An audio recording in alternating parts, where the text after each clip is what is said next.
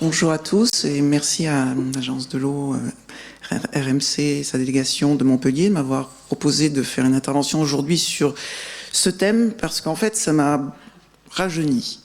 Alors pourquoi ça m'a rajeuni? Vous allez le voir dans le courant de mon intervention, c'est que j'ai commencé il y a assez longtemps, une trentaine d'années je dirais.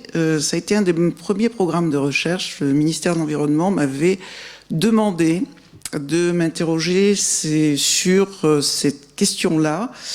Et donc, ça a donné lieu à des rapports qui peut-être sont enterrés au ministère, je ne sais pas. Enfin, j'ai fait 2-3 articles. Et on verra donc ce qui a changé depuis cette époque et ce qui reste totalement d'actualité. Alors, la question qui m'a été posée par l'Agence de l'eau en me convoquant, c'était de me dire, est-ce que les Français sont prêts à accepter la réutilisation des eaux usées traitées? J'avoue que la question elle-même, je me suis dit, oui, on va garder ce titre. Bon, finalement, je l'ai un petit peu modifié, comme vous pouvez le voir. Mais on va voir que finalement, c'est peut-être pas, bien que ce soit quelque chose qui soit mis en avant continuellement, c'est-à-dire la population n'est pas prête, ou alors on dit la demande sociale n'existe pas. On n'a jamais trop su, nous, en tant que sociologues, ce que voulait dire la demande sociale, parce que c'est un terme très générique et qui recouvre souvent des intérêts qui sont plus, je dirais, d'ordre privé que d'ordre général et public. Donc j'ai intitulé mon intervention de l'innovation au changement, quel ressort pour l'action. Et du coup, j'étais particulièrement intéressée par les deux premières interventions de M. Revol et M. Roy, parce qu'en fait, ils ont donné les éléments principaux que je voulais aborder pendant cette intervention. Donc, voilà, premièrement, je vais aller droit au but pour être clair quand même sur la question, puis on passera peut-être à justement quelque chose de plus poussé. Les Français, effectivement, sont prêts à accepter la réutilisation des eaux usées. Alors, les chiffres dont M. Revol nous a un petit peu parlé en début, effectivement, montrent que, pourtant, en France, on ne réutilise pas franchement les eaux usées. C'est quelque chose qui est donc très peu développé. Mais ce non-développement n'est pas lié, du moins il me semble, à un manque d'acceptabilité sociale, bien que on n'a pas fait d'études encore très récentes et très générales sur l'ensemble de la population qui permettraient de l'affirmer totalement. Par contre, donc, il y a une étude qui a été faite par le Commissariat général au développement durable en mai 2014 qui montre finalement qu'une très grande majorité des Français sont plutôt favorables ou plutôt très favorables à manger finalement des fruits et légumes qui ont été arrosés par des eaux usées traitées. Alors ça, en fait, ça confirme et ça s'inscrit dans quelque chose de plus large aujourd'hui, qui n'était pas encore forcément très présent dans les années 87-88, quand j'ai fait mes premiers travaux sur cette réutilisation des eaux usées en France, c'est que les préoccupations environnementales depuis ont largement pénétré, on peut dire l'ensemble de la population française. L'environnement, la protection de l'environnement de manière générale est une valeur qui est socialement et majoritairement partagée. Mais au-delà de ces préoccupations environnementales, je dirais dans le cadre de ces préoccupations environnementales, ce qui va intéresser plus particulièrement, je dirais, la réutilisation des eaux usées et ce que j'appelais le développement finalement de la valeur recyclage dans l'ensemble des modes de consommation et des modes de pensée des Français. En effet, on s'aperçoit que l'achat des produits d'occasion est une pratique en pleine expansion. Et la proportion donc d'individus qui déclarent acheter des produits d'occasion est en pourcentage de plus en plus élevé. Alors, c'est vrai que donc c'est le tableau que vous avez sur la droite, hein, qui est une étude qui a été faite par l'ADEME en 2012, donc qui montre que en 2012, 75% des Français interrogés disent acheter régulièrement ou au moins occasionnellement, des produits d'occasion. De la même façon, un élément aussi qui a beaucoup participé, je dirais, à ce développement de cette valeur dans la population française, c'est le développement d'Internet. On connaît tous les sites Le Bon Coin, eBay et d'autres, qui permettent d'acheter, de mettre en vente des produits d'occasion. De la même façon, pour l'eau, on s'aperçoit que c'est quelque chose de l'économie d'eau est aussi une des valeurs qui est entrée dans tout à fait les modes de consommation des Français, puisque 66% des personnes interrogées en juin 2010 se disent avoir économisé volontairement l'eau du robinet. Et les raisons principales de cette économie volontaire, eh bien, on s'aperçoit que on a un inversement depuis le début des années 95, c'est-à-dire que de plus en plus, l'idée d'éviter le gaspillage de la ressource apparaît comme étant l'élément le plus important, je dirais presque, que alléger sa facture d'eau. Bien évidemment, il faut mesurer un petit peu ces résultats par l'origine sociale des répondants. C'est une étude là qui avait été faite par le CREDOC et qui montrait que dans les milieux populaires, si on économise l'eau, c'est plus lié à des notions de pouvoir d'achat et d'allègement de la facture, alors que un milieu couche moyenne et couche supérieure, effectivement, on met plus en avant l'idée de ne pas gaspiller la ressource ou de protéger l'environnement. Alors, donc, comme je le disais en début de mon intervention, la question du développement de la réutilisation des eaux usées traitées n'est pas question nouvelle et le ministère de l'Environnement m'avait déjà donc commandité une recherche là-dessus. Alors en fait, pour être tout à fait exact, les questions posées par le ministère de l'Environnement dans ces années-là n'étaient pas liées directement à la réutilisation des eaux usées, mais plutôt à une question de départ qui était la suivante. On ne comprend pas. En France, on a tous les éléments qui sont présents, réunis pour que tout fonctionne bien au niveau de l'épuration et le traitement des eaux usées. Et donc on a une loi qui date de 64, on a des techniciens qui savent faire, on a des aides financières, enfin on a tout ce qu'il faut et pourtant on a des résultats d'épuration qui ne sont pas excellents, ou du moins pas à la hauteur de ce qu'il devrait être compte tenu de tous les éléments favorables qui sont maintenus. Et donc, voici à peu près les résultats, bien que ce soit, on ne voit rien du tout, c'est pas grave. J'ai voulu garder le bleu de l'agence de l'eau qui m'avait demandé de garder leur... et puis bon, ça marche pas. Alors, donc, en fait, voilà la conclusion à laquelle j'étais arrivé. J'avais effectivement fait une analyse sur... C'était en région PACA, principalement, en prenant aussi des chiffres au niveau national, mais principalement en région PACA. J'étais allé voir donc concrètement des stations d'épuration et puis des gens qui s'en occupaient, etc. Et donc j'avais rencontré évidemment beaucoup d'élus, beaucoup de techniciens et quelques constructeurs, puisque là ils sont beaucoup moins nombreux, vu qu'ils se partagent en général le marché, en gros à deux.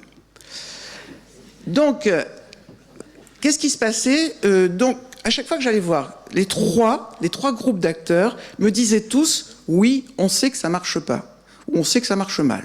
Mais les élus me disaient « écoutez, nous, on voudrait bien faire, c'est pas notre faute. Nous, ce qu'on dit, on veut une station d'épuration, donc on demande aux techniciens de nous faire une proposition, etc. » Voilà. Mais nous, on est prêts. Hein, si on nous donne des choses qui marchent, ben, on fait marcher, il n'y a pas de problème. Donc, c'est pas nous. Donc, j'allais voir les techniciens. Les techniciens, bon, à l'époque, c'était à la fois des techniciens soit en charge d'aider à la mise en place de l'appel d'offres, soit les financeurs.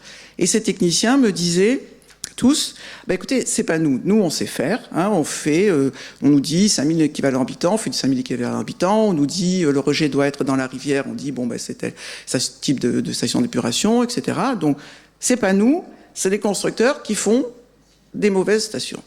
Donc je vais voir les constructeurs, et les constructeurs me disent ah ben écoutez, nous, nos stations, elles sont excellentes. En fait, ce qui ne va pas, c'est que les techniciens, ils ne savent pas les faire marcher, et puis nous, on correspond à ce que les élus nous demandent. Voilà. Donc, tous me disaient, nous c'est pas nous, c'est l'autre, et vice-versa.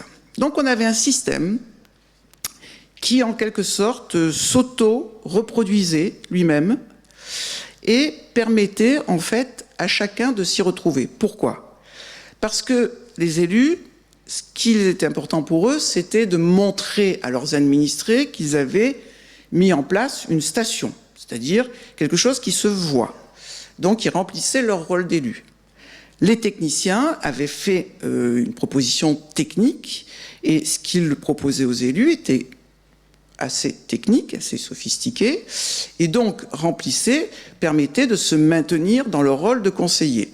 Et les constructeurs, ce qu'ils voulaient, c'était du béton, des constructions de stations d'épuration, etc. Pour la petite anecdote, un des deux gros constructeurs m'avait dit, à l'époque, je ne sais pas si vous vous souvenez, il y avait eu l'affaire du Carrefour du Développement, pour les plus anciens. Le constructeur m'avait dit, Carrefour du Développement, c'est de la gnognotte par rapport aux stations d'épuration. Alors, donc, voilà ce que m'avait commandé le ministère. Il m'a demandé d'expliquer pourquoi. Donc, j'avais montré qu'en fait, c'était un système qui s'auto-reproduisait, et chaque catégorie d'acteurs avait intérêt, finalement, à ce que ce soit maintenu comme ça. Les élus pour être réélus puisqu'ils avaient construit la station, les techniciens pour produire de la technique qu'on leur demandait, et les constructeurs pour vendre. Mais malgré tout, à ce moment-là, et c'est là qu'intervient la réutilisation des eaux usées, j'avais rencontré parmi tous les visites que j'avais faites, j'avais rencontré des sites pilotes, je dirais, et surtout des élus pilotes, qui remettaient en cause, en fait, ce système-là. Et ça recouvre un petit peu ce que vous nous avez montré, les premières réutilisations des eaux usées, les ronds jaunes là, que vous avez montré. Ça recoupe effectivement ces acteurs que j'ai rencontrés à ce moment-là, parce que vous avez dit c'était 91, 92, voilà.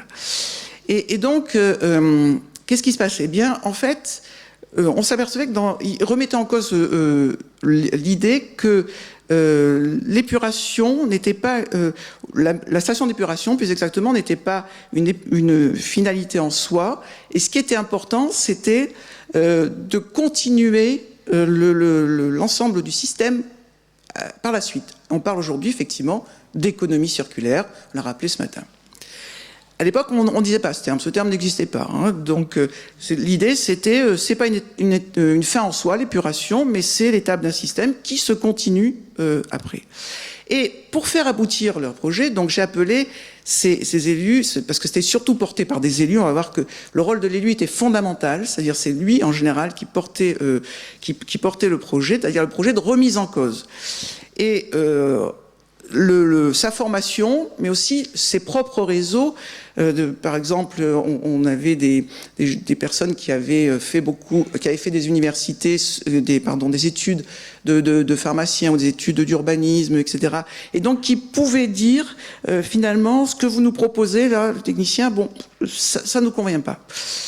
Et donc, pour faire aboutir leur projet de réutilisation des eaux usées, ils avaient été obligés de passer, parce qu'à l'époque n'existait pas, c'était interdit en France, il n'y avait pas de normes venant du ministère de la Santé, donc c'était toléré, mais il n'y avait pas de normes précises, donc ils avaient été chercher des normes au niveau international, de l'OMS, et avaient, pour faire aboutir leur projet, utilisé d'autres réseaux de faisabilité technique, d'autres financeurs, et avaient donc eu recours à des normes internationales. Alors, est-ce que c'était innovant pour autant ? C'est-à-dire que ce qui était innovant, c'était effectivement la démarche. Parce qu'en fait, l'innovation elle-même, bon, ils mettaient 3 tuyaux on savait faire comme les petits tuyaux pour irriguer. Alors c'était soit de la forêt à Cogolin, soit à Opède dans le Vaucluse, des peupliers qui en même temps épurés, etc. Le Gros du Roi, une irrigation d'espaces verts, Porquerolles, etc. C'était le conservatoire botanique. Bon, donc à chaque fois, c'était pas forcément nouveau. Hein. Donc Ce mot évoque en général l'idée de nouveauté, mais c'est pas nécessairement nouveau. Bon, je vous ai mis en exemple Babbage qui inventa l'ancêtre mécanique des ordinateurs d'aujourd'hui en 1834. Il a fallu attendre un certain temps. Ensuite, il y a une idée de changement. Alors, la question qu'on peut se poser, c'est l'innovation est-elle motrice de changement social, ou bien, inversement, est-ce que c'est le changement social qui suscite l'innovation? Et dans l'innovation, il y a toujours une connotation positive, c'est-à-dire qu'en général, elle est associée à un progrès, à mieux être, à mieux vivre, etc. Alors la définition officielle, bon, elle ne va pas nous servir, mais enfin c'est bien toujours de l'avoir, c'est la mise en œuvre d'un produit ou d'un procédé nouveau ou sensiblement amélioré, d'une nouvelle méthode de commercialisation, d'une nouvelle méthode organisationnelle dans les pratiques d'une entreprise, l'organisation du travail, les relations extérieures. Vous voyez qu'il y a toujours l'idée de nouveauté. Alors, ce matin, Laurent Roy nous a dit, effectivement, on va porter quelque chose d'innovant au niveau de l'agence de l'eau en proposant, là, effectivement, des nouvelles stations d'épuration. Mais à l'époque, finalement, ces démarches, elles étaient innovantes, mais elles n'étaient pas innovantes sur un point de vue technique. Alors, de l'innovation au changement social. C'est-à-dire que, est-ce que c'est l'innovation qui crée le changement social ou inversement? Alors là, tout de suite, on peut dire qu'il y a pas une théorie du changement social, mais des théories du changement social. Et on va voir que toutes celles-là participent finalement à la mise en place de nouvelles formes d'organisation, telles que peuvent être la réutilisation des eaux usées traitées. Alors, elle peut être liée, suivant les auteurs, aux innovations techniques, je sais pas, moi, la roue, Gutenberg, voilà, enfin, vous voyez. Ensuite, elles sont portées par des groupes particuliers qui sont les entrepreneurs. Bon. Alors, par contre, d'autres auteurs mettent en avant le rôle de l'idéologie, c'est-à-dire la transformation de la pensée.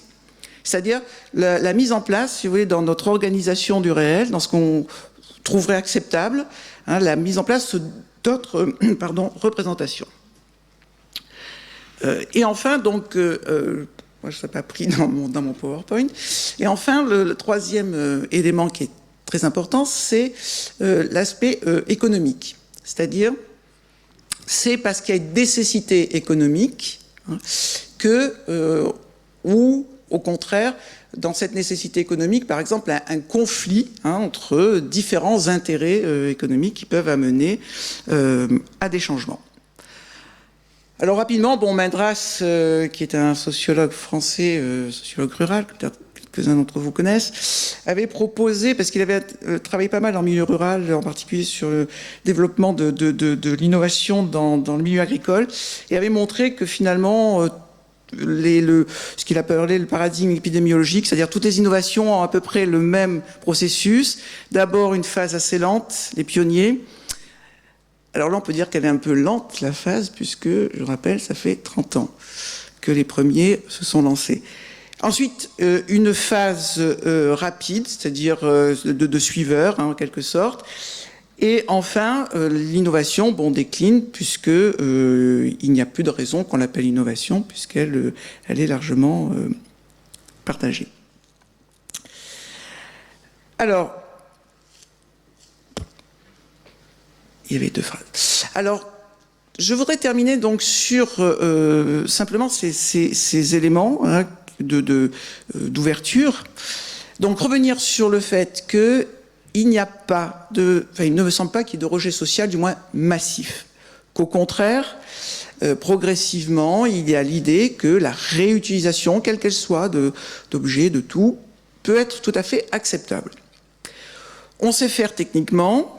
On a un encadrement institutionnel, on l'a vu précédemment.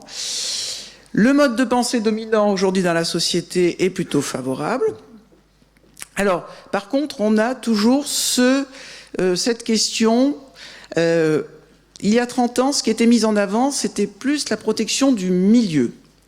C'est-à-dire que c'était souvent sur des questions économiques, hein, parce que l'eau, arroser avec de l'eau potable, quelquefois, c'est de la folie, mais aussi parce qu'il y avait un problème économique à la base, c'est-à-dire, par exemple, sur Porquerolles, il y a les touristes qui arrivent en été, comment faire avec une seule nappe, avec le conservatoire botanique, ou sur Cogolin, on est dans le golfe de Saint-Tropez, notre forêt, elle brûle tous les ans, donc finalement, pour que les touristes ils puissent avoir des arbres quand ils viennent et pas trop de feux de forêt? Est-ce qu'on ne pourrait pas irriguer la forêt avec la réutilisation des eaux usées, etc.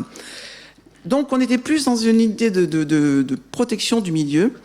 Or, aujourd'hui, il semblerait que l'aspect ressources, protection de la ressource, soit de plus en plus valorisé, en particulier avec la problématique du changement climatique. Alors on le voit en région Provence-Alpes-Côte d'Azur, ce sont effectivement des éléments qui sont mis en avant de plus en plus, même si justement un des grands freins, par exemple, pour la réutilisation agricole en Provence-Alpes-Côte d'Azur, c'est que, en fait, on a un partage de l'eau qui s'est fait autour des canaux d'irrigation agricole qui existent depuis, pour certains, depuis le Moyen-Âge, en tout cas qui s'est développé à la fin du 19e siècle, et qui finalement fonctionne très très bien pour amener de l'eau, y compris dans des zones qui sont assez arides, comme l'Accro. On a tout le canal de Craponne qui amène donc l'eau là-bas.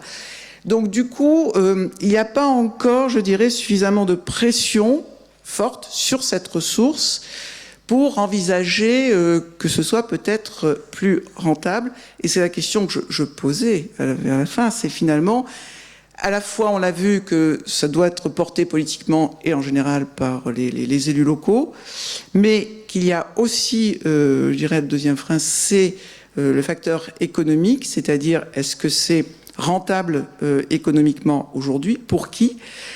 Pour les stations d'épuration, on avait les constructeurs qui, eux, trouvaient cette manne très rentable.